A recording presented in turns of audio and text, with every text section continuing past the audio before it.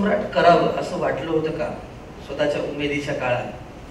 नाही, काय होतं की आम्ही ज्यावेळी नटसम्राट पहिल्यांदा आलं डॉक्टरांनी केलं त्यावेळी जवळजवळ 50 वर्षापूर्वीचा, आणि त्यावेळी आमचं वय हे कुठेतरी 15-20 वर्षाच्या दरम्यान असलेले आम्ही. तर त्यावेळी नटसम्राटाने प्रत्येकाला डंख मारला होता, तो विक्रमलाही मारला असेल. सगळीच नटकी त्यांना नटसम्राट करावं असं वाटणं. आपल्या वकुबानुसार आम्ही आमच्या पद्धतीनं त्याच्या सगळी स्वगत बोलण्याचा प्रयत्न करायचो. तर तो कुठेतरी तुमच्या नकळत तुमच्यामध्ये शिरलेला तो विषारी असा डंख मारलेला ती सगळी छिंग होती. ह्या चित्रपटाच्या निमित्तानं ते सगळं बाहेर पडलं.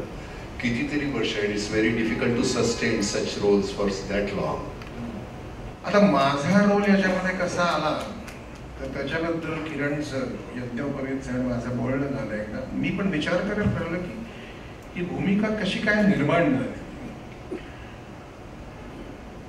मी ऑस्ट्रेलियामध्ये किंग लिअर पाहिलं, ऑस्ट्रेलियन ॲक्ट्रेस. शेक्सपियरनी ओरिजिनल नाटकामध्ये एक विदूषकाची भूमिका आहे त्याच्यामध्ये. ती विदूषकाची भूमिकाच फक्त राजाला जाब विचारू शकते, त्याला सांगू शकते. आता इथे विदूषक न करता महेशनी आणि किरणनी त्याला अल्टर इगो मध्ये बसून मित्राच्या रूपात आणलं, which I like very much. खूप मला आवडलं आणि we enjoyed doing this film very much. Intensely काम केलं आम्ही. मला स्वतंत्रपणे नटसम्राट या गद्यकाव्याबद्दल किंवा नाटकाबद्दल माझी स्वतंत्र मतं आहेत. नटसम्राट या भूमिकेबद्दल माझी स्वतंत्र मतं आहेत. ती कोणाला पटतील कोणाला पटणार नाही. परंतु जेव्हा नटसम्राट ही व्यक्तिरेखा उभी करताना काही आदर्शवत अशा भूमिका करून गेलेले जे नट आहेत त्यांची सगळी चित्र बाजूला ठेवून, ती पाहून सुद्धा ती बाजूला ठेवून आहे त्या रूपामध्ये ह्या माणसाने नटसम्राट केला, म्हणून मला नानाचं अधिक कौतुक वाटतं. ते खूप अवघड होतं. दुसरं असं की ह्या सिनेमाबद्दल बोलताना मी असं म्हणेन की वी बोथ, मी आणि Nana, rather we are indebted to Kiran and Mahesh. त्यांनी फार काळजीपूर्वक हा सिनेमा बनवला. मी तर असं म्हणेन की माझ्या आयुष्यातली मराठी चित्रपटाच्या संदर्भातली सगळ्यात चांगली फिल्म ही आहे. नटसम्राट म्हणजे एक शाळा होती. मी पहिल्यापासून सगळ्यांना सांगते की मी माझ्याकरता ही शाळा म्हणजे नानांना बघायचं किंवा आम्ही जेव्हा नानांचे आणि विक्रम गोखल्यांचे सीन बघायचो ना, आम्ही अशी बघतच राहायचो नुसते. मॉनिटर नाही त्यांच्याकडे, मॉनिटर वगैरे नाही बघायचो त्यांच्याकडे की त्यांना कसं जमतं हे सगळं. आणि नानांबरोबर काम करताना आय वॉज इन ऑफ हिम. म्हणजे कोणीसुद्धा आय थिंक मी घाबरले होते, खूप घाबरले होते पहिल्यांदा. पण नंतर त्यांनी मला इतकं समजून घेतलं. मग मला कधीही त्याने म्हणजे मला असं वाटायचं की का असं त्यांच्याबद्दल बोलतात.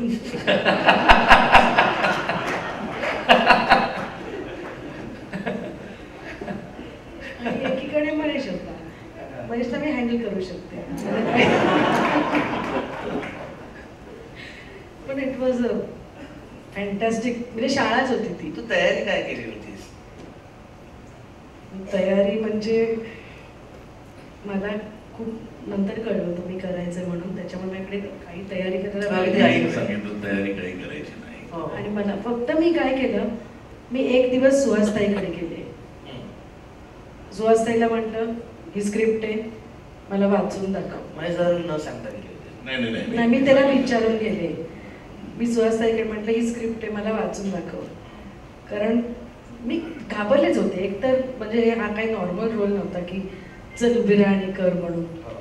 एकतर ह्यांच्याबरोबर एक फ्रेम शेअर करायला मिळत होती, ह्याच्यातच खूप हे होतं. पण मी गेले आणि तिने मला ती स्क्रिप्ट वाचून दाखवली आणि मी फक्त तेवढी तयारी केली होती, बाकी मी काहीही तयारी नव्हती केली. नेहा पेंडसे नावाची ॲक्ट्रेस, तिने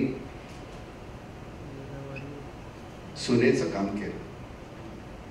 तिच्या कास्टिंग नंतर माझ्या इथे स्क्रोल जसा येतो तसं इथे प्रश्नचिन्ह होतं की हिला का घेतली आहे, 4 वाक्य ही सलग बोलू शकेल का, असं एक बिलीव्ह मी तिने एक सीन केलेला आहे, आमचा दोघांचं कन्फ्रंटेशन आहे, त्याच्यात ती फक्त बोलते आणि मी नुसतं ऐकतोय.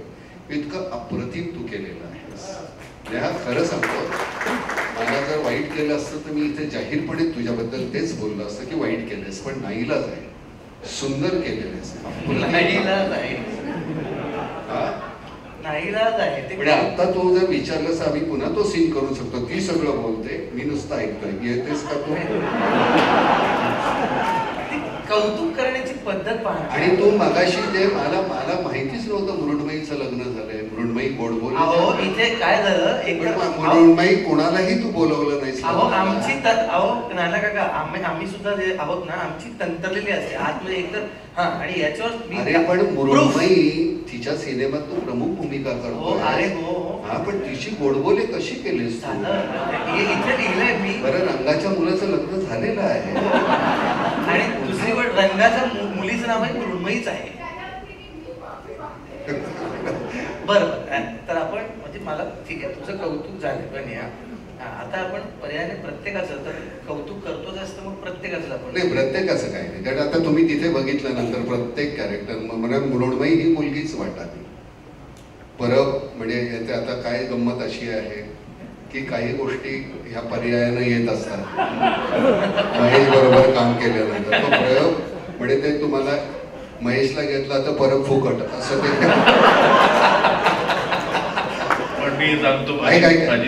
मला पूर्ण कर.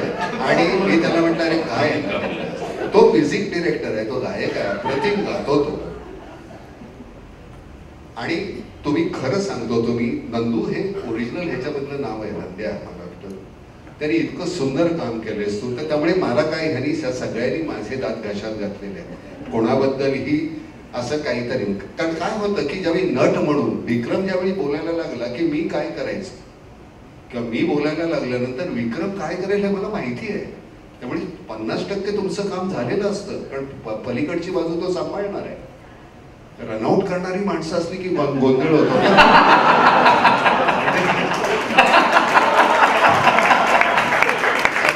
ही मंडळी काय बाबा तुम्ही भल्स नका काढू, पण निदान मला आऊट करू.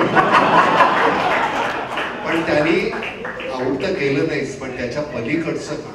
मला खरं सांगतो, मी तुमची अतिशय जाहीरपणे तुम्हाला सांगतो, प्रत्येकाने आमचा वाडकर आलेला नाही आहे का आज? वाडकर ज्या दिवशी त्यांनी काम सुरू केले त्या दिवसापासून आजपर्यंत आपण सुधारायचं नाही हे त्यांनी ठरवलं आणि ती त्याची क्वालिटी झालेली आहे. त्याला जे सांगितलं तो इतकं भरपूर करतो. उद्या आयुष्यात एवढ्या वेगळ्या पद्धतीने कौतुक कोणी केलं असेल, त्या कौतुकाविषयी ते जे काम करत असतात काय प्रेशर होतं? ऑफकोर्स प्रेशर असणार. ऍक्च्युली या क्षणाला प्रेशर जास्त आहे, like Mrunmayee said, and I am not very good with expressing myself. पण सर्वप्रथम महेश सरांना ऑफकोर्स खूप खूप थँक्यू. मी अनेक वर्षांपासून त्यांच्या मागे लागले होते की सर मला तुमच्याबरोबर काम करायचं आहे आणि विट्टाच्या पलीकडे काम करायचं आहे. तर ती संधी मला नटसम्राटमुळे सरांनी दिली. So thank you so much. एक तर ना महेश सर डिरेक्टर म्हणून कसे आहेत, ॲज अ पर्सन प्रत्येक माणूस एक ॲज अ डिरेक्टर वेगळा असतो. त्याची मानसिकता समजून घ्यावी लागते, त्याची एक पद्धत असते. ती पद्धत जर आपल्याला कळली तर तुम्ही त्याच्यामध्ये मोल्ड होऊ शकता. तर माझ्याकरता मेन टास्क तो होता, बिकॉज मला हे कॅल्क्युलेशन कळत नव्हतं. तर त्याचं मला दडपण जास्त होतं, कारण एकदा ते कळल्यानंतर मग I can deliver what he wants. कारण हे मला माहिती होतं की मला माझं डोकं इथे चालवायचंच नाही, जे स्क्रिप्टमध्ये लिहिलं आणि जे सर सांगतील ते. तर ते मला वाटतं डेसिफर मला करावं लागलं, जे मला it was very easy after understanding him. So that process was very beautiful. आणि नाना सरांबद्दल सांगायचं तर टेन्शन होतं आणि आजही आहे. ते कौतुक करतात पण तरी भीती वाटते.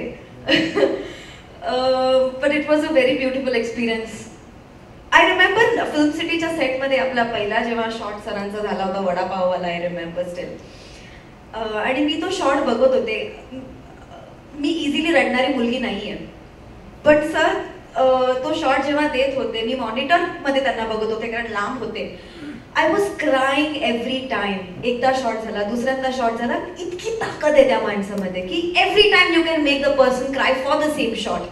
तेव्हा मला कळतं की ओ माय गॉड, आपण एका खूप मोठ्या कोणत्या तरी सेटअपमध्ये आलेलो आहोत आणि I really have to live up to that expectation. खूप टेन्शन होतं, खूप असं बरंच काही काही होतं आणि जे जमलं आणि जे झालं ते झालं. So it was a very very beautiful experience. Mahesh सरांबरोबर काम करताना एक गोष्ट कायम डोक्यात ठेवलेली असते की ते सांगतात तसंच आपल्याला काम करायचं आहे.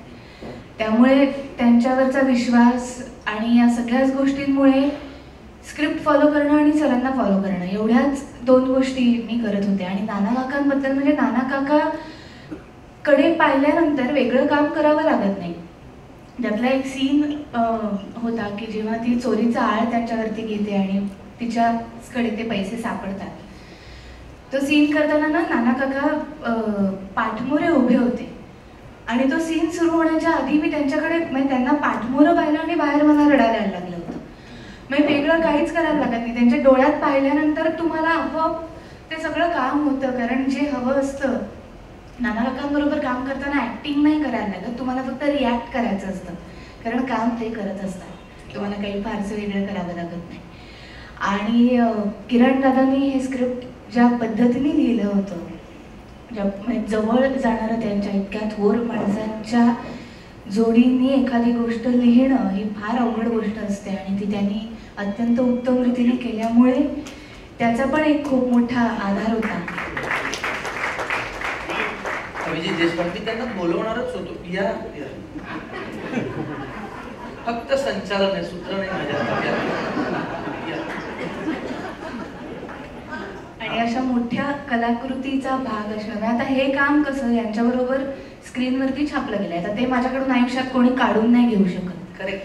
त्यामुळे हा आयुष्यभरासाठीचा ठेवा आहे माझ्यासाठी आणि बस एवढंच हवं होतं मला, ते मिळालं मला. खरं तर मी नानामुळेच या चित्रपटात आहे, नंतर मी काही कुठेच नव्हतो.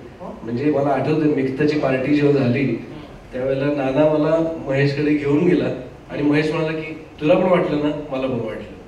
ही माझी पहिल्यांदा मला कळलं की मी त्या चित्रपटात आहे. तोपर्यंत मला माहित नव्हतं, म्हणजे महेशच्या मनात असलं तरी मला ते काही कळलं नव्हतं. पण मी काय खूपच महेशच्या सुरुवातीपासून तू म्हणालास तसं वास्तवला सुद्धा मी त्याला असिस्टंट म्हणून त्याच्याबरोबर जात होतो आणि मी त्याच्याच प्रत्येक प्रोजेक्टमध्ये कुठेतरी माझा एक हातभार असला तरी मला त्याचा आनंद वाटतो. कारण ही मेक सच ब्युटिफुल फिल्म्स आणि इतकं चांगलं काही काही करत असताना आपला एक सहभाग किंवा आपलं एक नुसतं तिकडे असणं मला आनंद खूप देतं ते. आणि तसंच मला नानाबरोबर काम करता नाही, नानाबरोबर माझे काही फार सीन्स नव्हते. मी फक्त बाउन्सिंग बॅग सारखं बाजूला उभं होतो, या दोघांमध्ये भांडण होतं, एकदा हिला दटाव एकदा याला सॉरी म्हण, याच्या पलीकडे फार काही मी केलं नाहीये. पण खूप मजा आली. इट वॉज अन एक्सपिरियन्स आणि I am happy that I am part of Natsamrat. मी आणि प्रांजल हे आम्ही दोघं सेटवर असे होतो की ज्यांना महेशला सांगायचं असं बोल, आम्ही तसं बोलायचो, इथे बघ इथे बघायचो. त्यामुळे मला खरंच माझ्यासाठी फार गमतीशीर अनुभव होता, कारण माझ्यावर तसं प्रेशर नव्हतं, अपेक्षा कमी असल्यामुळे कदाचित. पण मला फारच खूप मजा आली. आणि संगीताबद्दल सांगायचं तर नटसम्राट हा विषय मुळात एवढा वेगळा, एवढा मोठा आणि त्या नावाला त्याला एक वलय आहे वेगळं. त्यामुळे संगीताबद्दल विचार करताना महेश दादाच्या डोक्यात काही आयडियाज खूप क्लिअर होत्या. जरी मराठी चित्रपट असला, जरी मराठी रंगभूमी बद्दल आपण सांगणारा हा चित्रपट असला तरी त्याला एक शेक्सपिअरियन भाषेचं एक त्याला एक कुठेतरी त्याला वलय आहे. त्यामुळे फक्त मराठी किंवा इंडियन ऑर्केस्ट्रा किंवा वाद्य न वापरता आपण एक त्याला ऑर्केस्ट्रल कुठेतरी आपण हे करूया, फ्यूज करूया इंडियन आणि वेस्टर्न असा विचार होता. आणि काही प्रयोग वेगळे केले आहेत. 2 गाणी आहेत या चित्रपटात जी मला वाटतं बॅकग्राऊंड सारखीच आहेत, कारण ती लिपसिंग नाही आहेत कुठे, ती बॅकग्राऊंड म्हणूनच गाणी येतात. आणि फार फार गमतीशीर आणि फार मोठा शिकवणारा असा अनुभव होता माझ्यासाठी.